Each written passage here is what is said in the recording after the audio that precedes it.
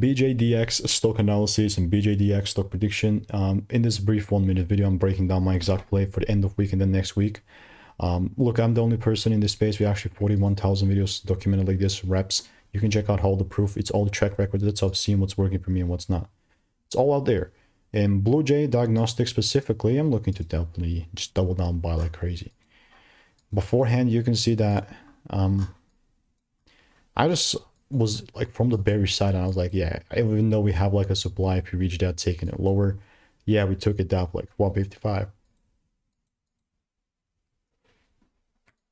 What I'm looking at now is it seems like it's pumping up inside the supply zone, which is totally fine from my side. Like, what I'm not going to do is come out here and start selling randomly. So only if I do see some sort of like a double break or something, then only then I'm going to look to sell.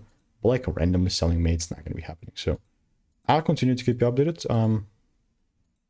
If you want to learn how I'm making 5-10K per month trading, click the first link in the description, get my free emails, and I'll continue to keep you updated. Goodbye.